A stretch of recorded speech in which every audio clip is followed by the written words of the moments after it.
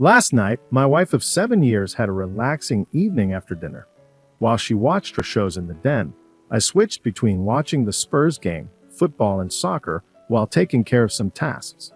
Around midnight, I found her passed out on the couch after consuming 2 bottles of wine. When I tried to help her, I saw a message on her iWatch from a friend. This friend, known as Jacket Holder from our teenage years, had a conversation with my wife. While there was a lot of flirting, it didn't clearly indicate cheating. However, last night she got drunk and openly asked him for closeness, expressing long-standing desires. Shocked, I couldn't find more messages on her watch, and I don't know her phone passcode. I put her to bed and sat in the kitchen in disbelief until I fell asleep. Waking up for work at 5:30, I couldn't bring myself to go. Instead, I took a walk along a disused railway line near our home. Feeling furious, I now sit under a railway bridge, unsure of what to do. I don't want to talk to her or even look at her. The love I had for her seems to have vanished, and the revelation of her deceit has left me feeling betrayed and disgusted. I'm contemplating cutting off all contact with her, as if I could, I'd never speak to her again. The part where she mentioned being good at keeping secrets deeply affected me. I feel like I've invested so much in her, not just as a partner, but as a person, and learning about her deceit shatters my perception of myself. I'm considering not saying anything and quietly kicking her out. Our house is owned by my parents, and it will be left to me when they pass away. Fortunately, she won't get her hands on it. I thought about asking a friend who's a locksmith to change the locks quietly today, making up some excuse about the doors being broken. Last night, my wife of 7 years was unfaithful, and to my surprise, my mother supported her. She decided to have a relaxed evening after dinner, watching shows in the den while I switched between watching the Spurs game, football and soccer, and attending to some planned tasks. Around midnight, I found her passed out on the couch after consuming 2 bottles of wine. Trying to help her, I noticed a message on her iWatch from a friend of mine. Though not a close friend, we had played sports together for years, known each other since our teenage years, and nicknamed him Jacket Holder. Reading their conversation, it seemed like he reached out to her first. While there was a lot of flirting, it wasn't clear cheating until last night when she openly asked him for closeness while drunk. Shocked, I couldn't find more messages on her watch, and not knowing her phone passcode added to my frustration. I put her to bed, sat in the kitchen in shock until I fell asleep, and woke up at 5:30 for work. Unable to bring myself to go, I took a walk along a disused railway line near our home, feeling furious and betrayed. I'm now sitting under a railway bridge, contemplating what to do. I don't want to talk to her or even look at her. The love I had for her feels gone, and I want to cut off all contact if possible. The revelation of her being good at keeping secrets has deeply affected me. Considering not saying anything, I'm thinking of quietly kicking her out.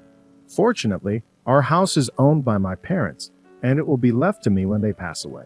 I'm even thinking of asking a friend who's a locksmith to change the locks quietly, making up some excuse about the doors being broken. After he's done, I'll lock the front door, and she won't care as long as I'm present. Then, I'll ask her to come out to see something in the backyard. Once she does, I'll quickly lock the door behind me. It may sound childish, but I'm at a loss for what to do. Looking at a bottle right now, my life feels like it's falling apart. As for that so-called friend of mine, there's no doubt he was up to something. I plan to confront him soon, not physically, but by exposing his actions. On Wednesday, October 28th, after writing my post and feeling completely messed up, 2 dog walkers approached me, clearly concerned. I shared everything with them, and one of them advised me not to drink as it would only make things worse. I'm grateful for that advice, as I was on a destructive path. I threw the vodka away, reached out to a friend, and he offered to let me stay at his place to calm down. He was at work but told me where the spare key was. We live in a small town of around 15,000 people, and he wasn't far away. When I got to his place, I sat on his couch, trying to regain my composure. Throughout the morning, I received multiple texts and calls from my wife wondering where I was and what was going on, as my work van was in the driveway and I was nowhere to be found. I texted her back, explaining there was an issue with the van's engine, which she seemed to accept with a simple okay. When my friend returned from work around 5 o'clock, I told him everything and asked for his advice. I also told him not to share anything about jacket holder as I didn't want my wife to find out. I'll deal with him later by exposing his actions, not through physical violence. Regarding people saying he did nothing wrong, he initiated contact with my wife, and the messages were very flirtatious. I don't understand why he messaged her in the first place. They hardly knew each other, and it was flirtatious right from the start. My friend suggested I maintain a low profile and consult with a lawyer to explore my options, which I did today. He dropped me off at home around 6 a.m., utterly exhausted. When I arrived home, I was extremely tired, and my wife seemed suspicious, bombarding me with questions about work. I asked her why she was so concerned, and she mentioned noticing my flask and lunch bag left in the front passenger seat. Sensing that something was amiss, I was about to lie, but I was too fatigued to put on a facade. So I admitted that something was indeed wrong. I explained that while putting her to bed last night, I saw a message on her iWatch, read it, and discovered she was unfaithful. She went from a person with a sense of power to a scared individual within seconds. I confronted her about begging that person for closeness, mentioning her claim of being good at keeping secrets, and I read all their messages. She began crying, and I walked away, heading upstairs for a shower. When I came back out, she was sitting on the top stairs still crying, immediately making excuses. She said she was drunk, vulnerable, and had never done anything like that before. She also claimed that he initiated the conversation and that it didn't mean anything. She insisted she wasn't going to follow through with it, echoing what others had said. However, she didn't try to blame me, perhaps because she knew I would kick her out if she did. I informed her that I wanted a divorce and asked her to leave the house within a month. Since then, I've told her to move to the spare room, and I've mostly ignored her, responding with scowls and shaking my head when she starts talking nonsense. I have no desire to hear what she has to say. She spent the night in the spare room, and I haven't spoken or texted with her today. If I'm lucky, she might be gone when I return from work, but I doubt my luck is that good. Regarding getting her out, I discussed the situation with my parents. My mother insisted I shouldn't throw her out onto the streets, as she and my wife are close. We've been together for almost 11 years. My mother argued that it was just words, and that we should work it out like adults, emphasizing that my wife hadn't actually done anything. She took my wife's side over mine, which surprised me. I'm concerned that my mother's opposition might complicate matters. It's my house when my parents passed, and since I did nothing wrong, I'm not leaving. This could potentially turn into a difficult situation. I've scheduled an appointment with a divorce lawyer for next week to discuss my options. Until then, I plan to continue ignoring my soon-to-be ex-wife. I doubt she'll admit anything further, and now I'll never know if she was an excellent liar or just talking to gain his support for an affair. I apologize for the delay in the update. I had the chance to write it now as I'm finishing work. Back to the grind, I suppose. Monday, November 16th.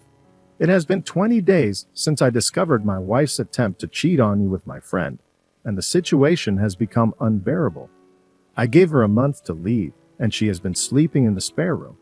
However, it's evident that she has no intention of leaving, especially after influencing my mother.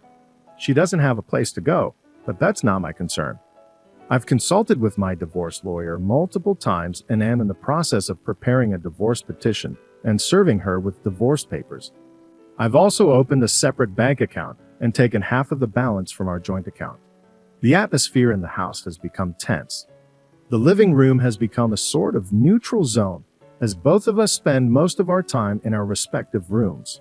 I've intentionally been working late to minimize interaction with her. I've been completely ignoring her, but I started implementing the 180th method, which advises being civil albeit somewhat distant. It has helped me avoid feeling like a monster who refuses to acknowledge her existence. It was the wrong approach, and I ended up feeling like the one who had wronged her, which was not the case. The only time I broke from the 180th was when I walked into the bathroom last week, and she was sitting on the floor crying. I helped her up and gave her a comforting hug, although it was more of a there gesture than a loving embrace.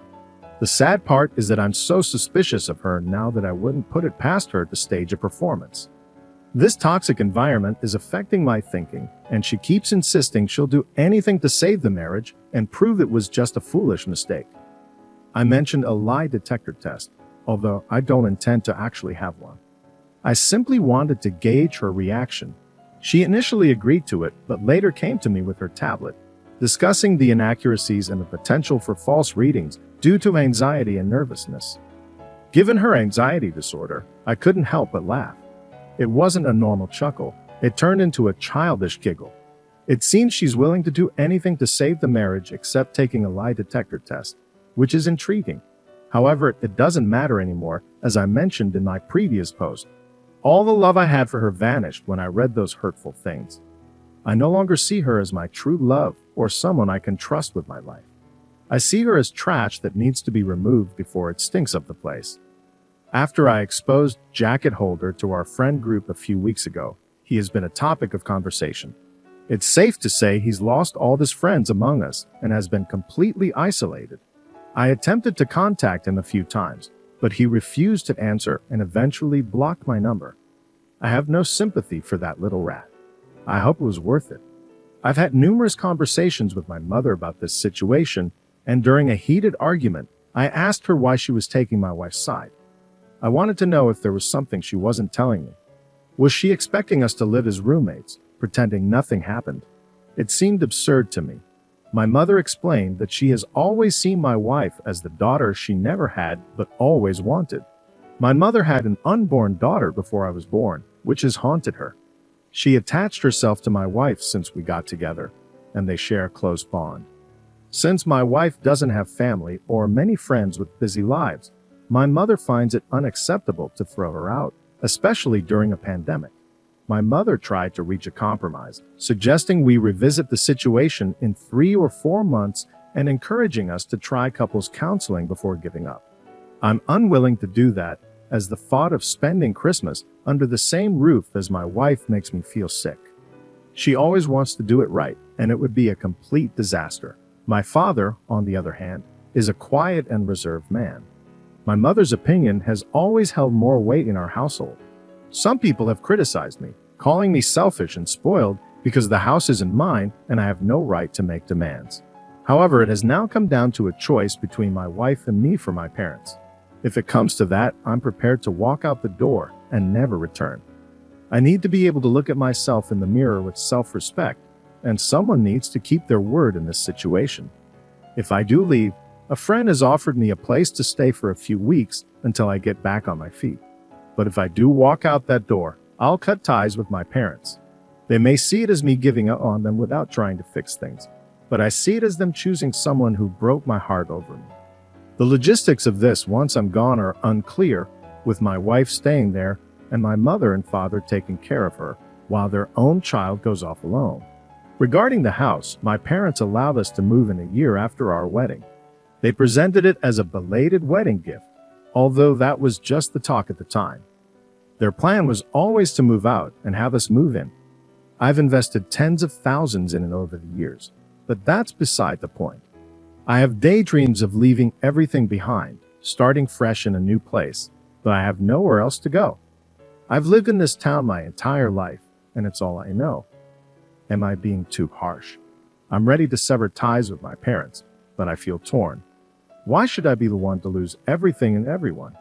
I've tried to be a good person, believing that good things happen to good people, but now I'm starting to doubt myself. Perhaps I'm not as good as I thought, and maybe I deserve everything that's happening. On Wednesday, December 2nd, I no longer consider that house my home. I saw on the calendar that my wife had a hospital appointment with her eye doctor, so I used that time as an opportunity to gather my belongings and move out, which I did. After arranging my things, I left the house keys on the kitchen table along with the divorce papers I received from the lawyer last week and departed. I've blocked both my wife and mother's numbers, and any future communication with my wife will be through my lawyer. As for my current living situation, I'm staying with a friend for a week or two, and hopefully, I'll secure my own rental place before Christmas. It's been a few weeks since I last spoke to my parents. Our last conversation was through text messages where I tried to explain in detail the hurtful things my wife said to Jacket Holder and why it deeply affected me. I expressed my doubts that it was her first time doing such things, particularly with the "I'm good at keeping secrets" comment. My mother said she couldn't talk to me in my current state and needed me to cool off. She tried calling me a few days ago, but I ignored her call and blocked her number. I feel profoundly let down by my parents, and it feels almost worse than the initial betrayal by my wife. At this point, I doubt if I'll ever speak to them again. During times of difficulty, you expect your family to be a source of strength. Unfortunately, my parents have shown weakness. They've made me feel like I'm the one at fault, that I'm overreacting, and that I'm tearing the family apart. Well, I'm not. I didn't ask them to move mountains for me.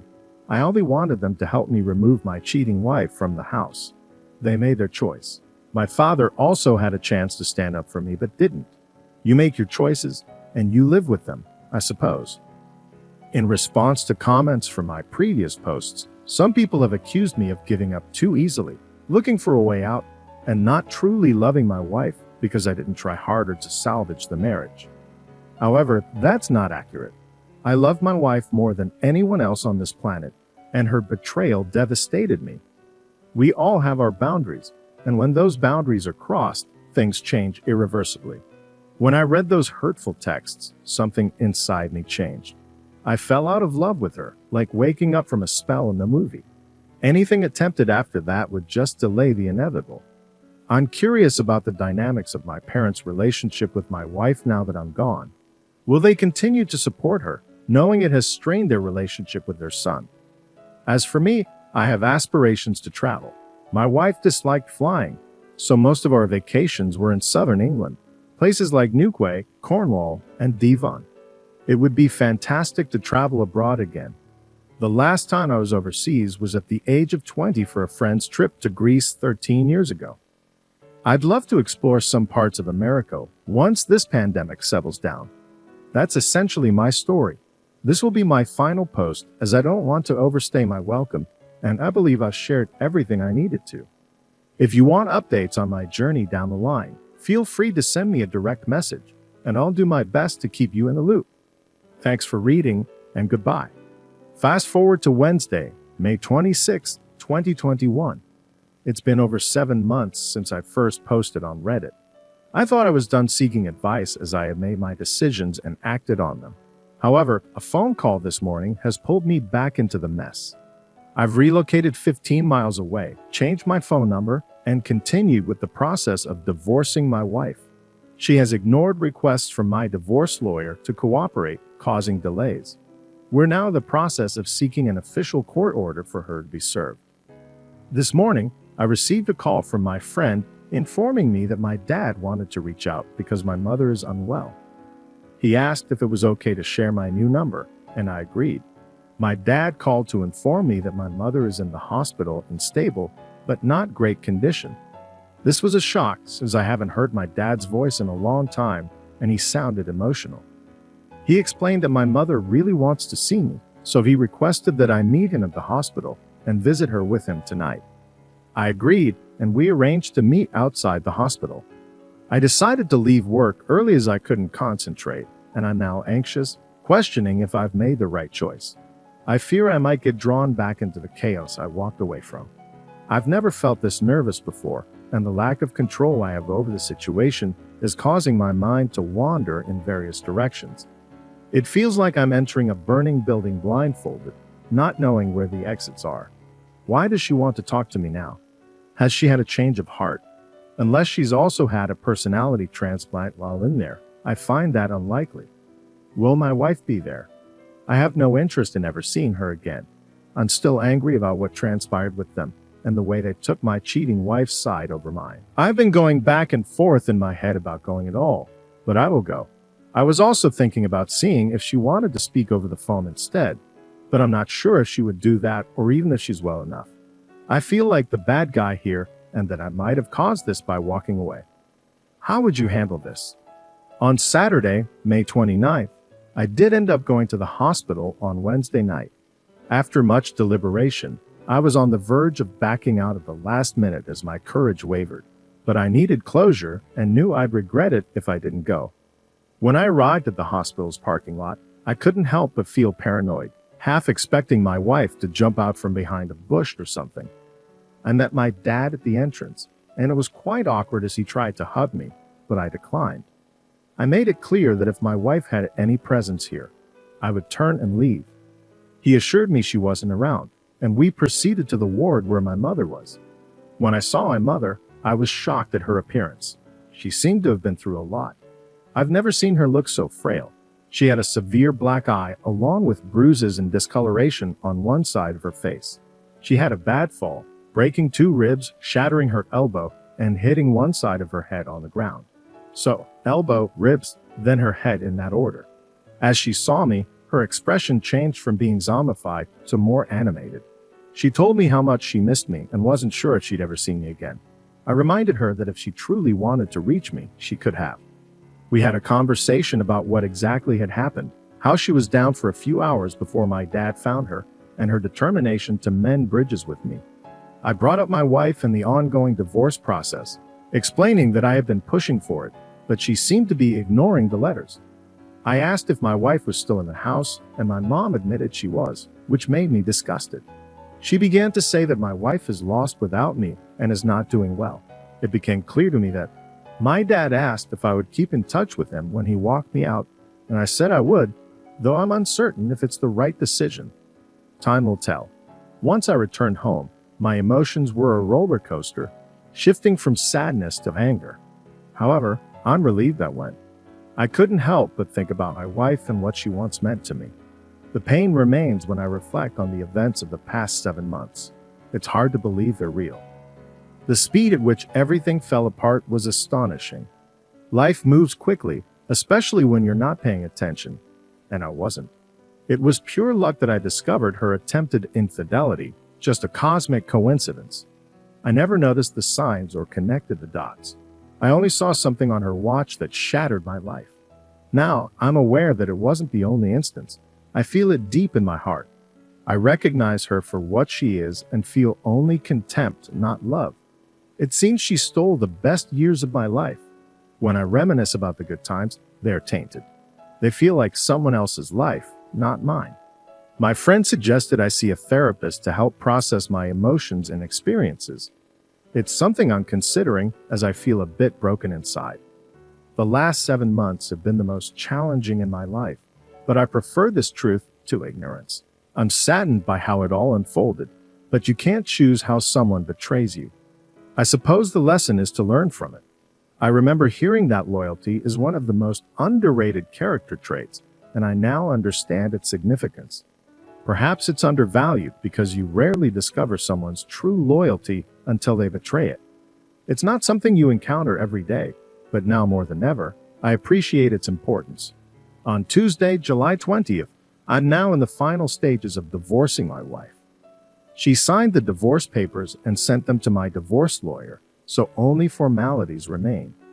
She conveyed a message through my dad, expressing her regret for not allowing me to move on, thinking she could salvage the relationship. However, she now understands that it's not possible, and she must move forward for her own well-being. I thanked her for realizing this. She doesn't want anything in the divorce, and plans to move out of the house once she's on her feet. I'm okay with that. Concerning my mother, I haven't spoken to her yet, but my dad mentioned she's doing better after leaving the hospital and regaining some normalcy. I don't know how things will turn out between us, but I've suggested that if the house is to become mine, they should transfer it to my name to provide me with some security. After that, we can work on rebuilding bridges. We'll see how it goes. My most significant challenges lie in my mind and overcoming all that has transpired. The human brain is a remarkable yet frightening thing,